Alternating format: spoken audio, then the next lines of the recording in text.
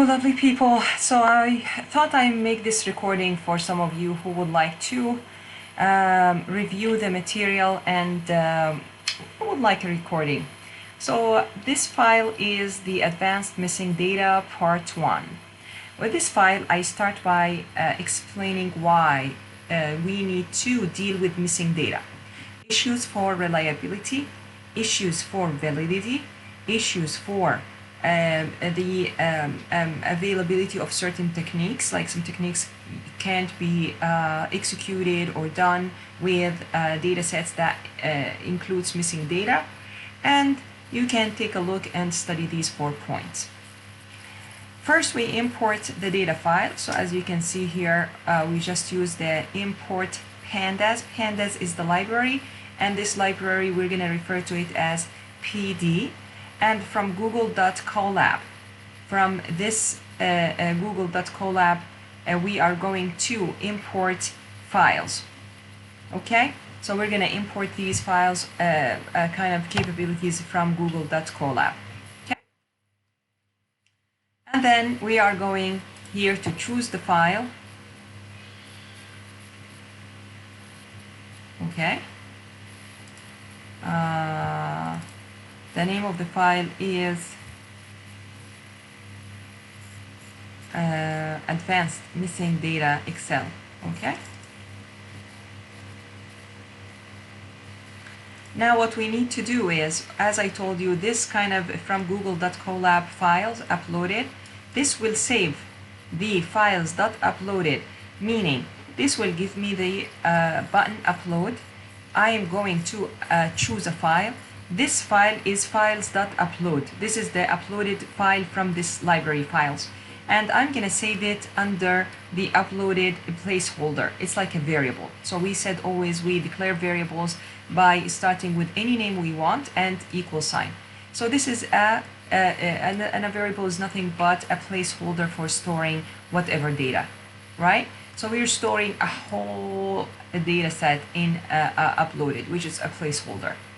Now, by design, it's built in. You need to memorize this. You need to know this. It's out of your control. You don't need smart really for much of the programming here.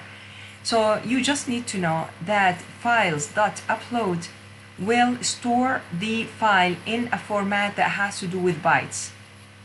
So it's kind of like binary kind of files, okay?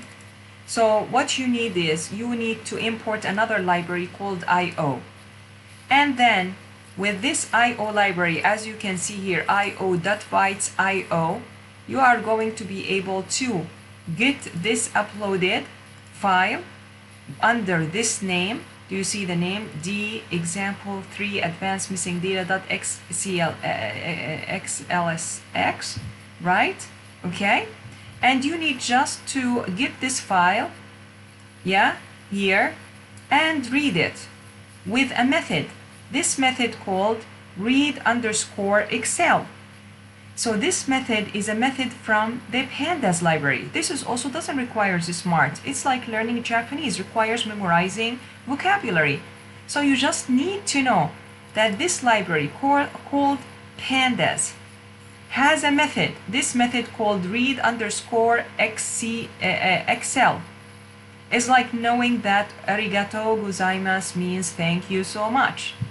Okay, so pd.read_excel will feed into this, in those two brackets will feed into this the following, all this, and I explained what is this, and then we store it in df, a variable called df. You want to call it dataset, call it dataset.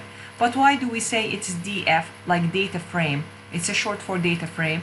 It's a common best practice because we know that the pandas library read_excel method of the pandas library store this data not in bytes. For example, let me show you what I mean. If you put a code here and want to see what is the uploaded looks like, which is we know what uploaded looks like.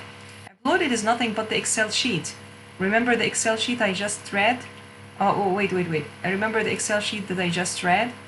This one, advanced missing data. This is the data in Excel format. It looks like this. Street number, street name, number of bedrooms occupied, and has a bunch of missing data, right? So now this data looks like this after we use the uploaded. Look how does it look like. It's unreadable for you. So look how does it look like after we read it with the read_Excel method of pandas. Looks again like Excel, something that we can read. So did you understand what we do with this? So pandas is the library. The library has so many capabilities, all right?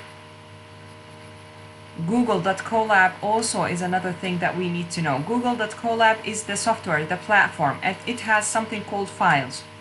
Files.uploaded. Uploaded is also seems to be a method, as you can see. Uploaded, or upload actually. You can call this uploaded, or you can call it up, or you can call it up, down, data, whatever you want. It works, okay? Just here, use data, up, down, whatever you want, instead of uploaded up there, okay? So with dealing with this code, I don't want you to memorize it. I just want you to know that this uploaded over here is this placeholder that we initially declared over here. And why do we need all this? You need to know, so you have fun with it. And this is read_Excel. It will give us a data frame. A data frame is a class that looks like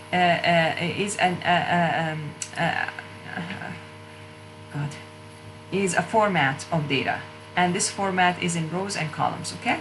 We call it data frame.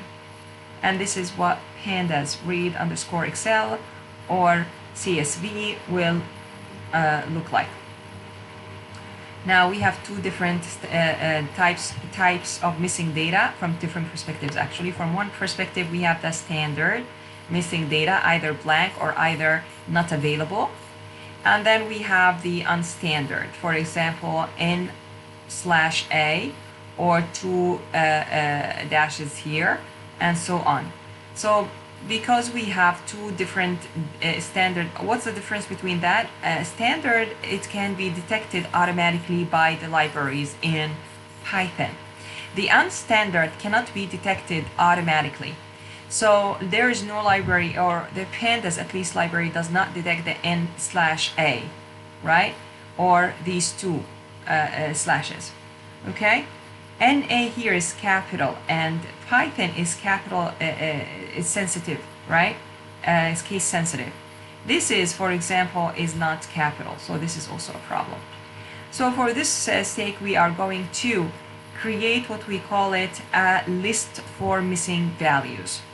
The list that I suggest to create is, we call it missing values, or missing values, but it's too long, so missing values. And this is a list.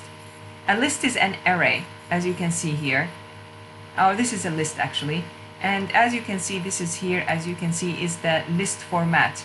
In Python, if you want to store data or provide data to Python, for example, you can, in fact, over here, let me show you, for those who haven't taken, so here, let me just, so a Python list, as you can see, is created by placing the elements inside the square brackets. So this is outside my control. This is how Python understands a list. So you can insert the elements. Let me just take a look here. I show you. So for example, this is my list, and it is initiated with the two square. And as you can see here, each element here put here in terms of each element is separated by a comma. When the elements are numbers, we don't need the tens. We already established that from previous classes. But when the elements in Python are a string, we need the tens or the quotes, as you can see here. Okay. So when I say I want a list here, so I'm creating a list, and all these elements are strings. These are, Python reads them as the strings. So this is a string, this is a string, this is a string. So what I'm gonna do here, I'm gonna unify all the missing data.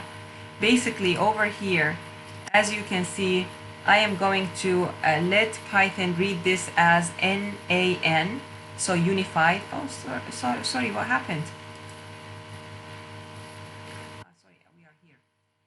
want Python to unify the data, the missing data. Instead of having something capital, something small, something in dashes, I want it all to be the format that Python understands, which is the not a number, okay, which is a string. So if it's a string, then all of them should be in, as you can see, quotes. All right, of course, read this text and understand it. And over here, this data frame, the same exact data frame that we read earlier, I'm gonna just use again the read underscore Excel method. This is, I'm gonna put the Excel sheet in it. And here, NA values. NA values means any values that, as you can see here, NaN, NA values, like not a number values, is equal missing values. Anything that applies to missing values. Missing values is anything that looks like this, N/A.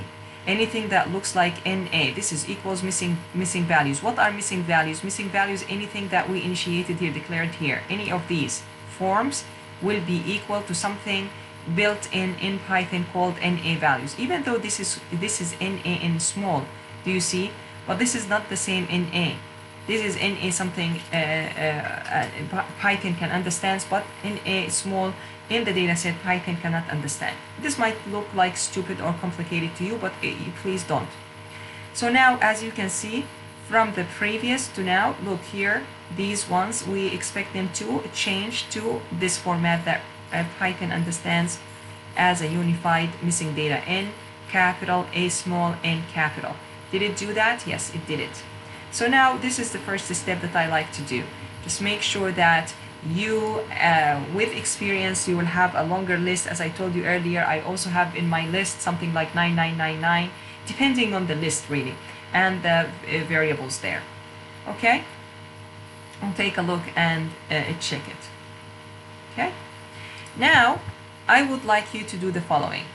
First of all, I would like you to go all the way down. In fact, I'm gonna put the file again. I would like you to find out the report for missing data. So I'm gonna put here this. Sorry, Gomenne. This is supposed to be here. So this is supposed to be the report of missing data. So this code, this bunch of lines, these codes. So this is df only. So do you see that this df mod is actually df? So I just need to know where in the code to change. So my data is under df, and this data I want to produce a report, and I will show you what the report is. Then everything that here df mode is going to be df. So I need to scan all the lines here. Wherever I have df mod, I'm going to have to change it to df. And this is something that this is the only thing that you need to understand. You need to be feeling a little bit comfortable, understanding a little bit of what this might mean, even if you don't know for sure, and understanding how I could, in fact,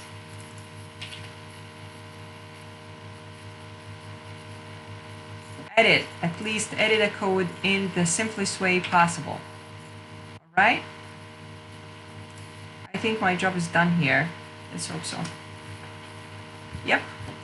And now, as you can see, this report tells us how many zero values we have and the percentage and the total percentage of values. We have missing values. We have 4, 2, and 1 for corresponding to each of these variables. So we have 4 missing variables for number of bedrooms, 2 missing for street number, and 1 missing for own occupied. And then, as you can see here, we have the type and the percentage. So as here, the percentage is 44% of missing values and 22% of missing values, 11.1 missing values. So we actually have very high percentage of missing values, and we have to deal with all of them. If you want to find out which rows has the missing values, then you run this kind of code. Also, before I move any further, how about I show you a very nice piece of code that you can also visualize the position of missing values. So to visualize it, you can just run this piece of code, and over here it won't work because it's df and mod, and it is not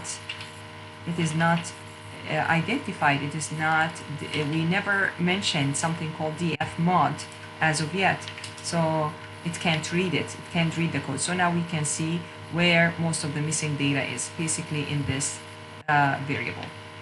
Okay, let's get started. So now we can also tell which rows. As you can see here, row 2, row 6 has missing values, row 5 has missing values. You see 2, 5, 6. So, okay. Now, if you want to find out, return or ask Python to return the value, here Python return the location. So as you can see here, we're returning the index. Index is the location. What is index? Index is basically all these 0, 1, 2, 3. So that piece of code is telling us return this index, which number corresponds to any missing value. Now I want to give the location and I want to see the data. What is the data in this location? So for example, I want to see the data in the second row for this variable. So basically this is df, this is the data set, and loc is the method here. So the location in this data frame is called df. I want it in the row number in the row with index 2 and the variable. Okay, so it's gonna be, of course, index 2, not row 2. Row 2 is this one because we start always at 0. So with the row number, row with index 2 is, of course, NaN. Okay, very good. So now what I'm trying to do, I want to deal first with the most difficult part, which is a part that is mostly, honestly, overlooked by some researchers, which is, and then later after they do a lot with the data, they figure out that there's something wrong here with this, which is having some errors of entry. For most likely for the categorical data that we have some number, which is not supposed to be there, right? So I'm going to detect if there is any numbers in any categorical variables. So for example, here, as you can see, this piece of code is having a counter, is like an index. In fact, I could have just put an index instead of a counter. So in any case, we have a counter. Because I gave you 4 loops, I thought it's really nice to keep it as is for now. So this is a counter of 0 for the rows in this data frame, but not the data frame only. I want in this variable of the data frame. And we understand now that the way to point to a variable in a data frame is basically, I just need to answer this very quickly. Hi. Hello, Nomura-san. Hi. Hi, Teguchi-san. Hello. Hi. I came to Shingashi Station. はい、今行きます。 Please, I'm waiting for you. Bye-bye. はい、バイバイ。 Bye. Bye. Okay, so over here we have the how do we refer to this variable. There's another way, df dot own underscore occupied, like that. You guys remember? df dot, and then immediately the name of the variable.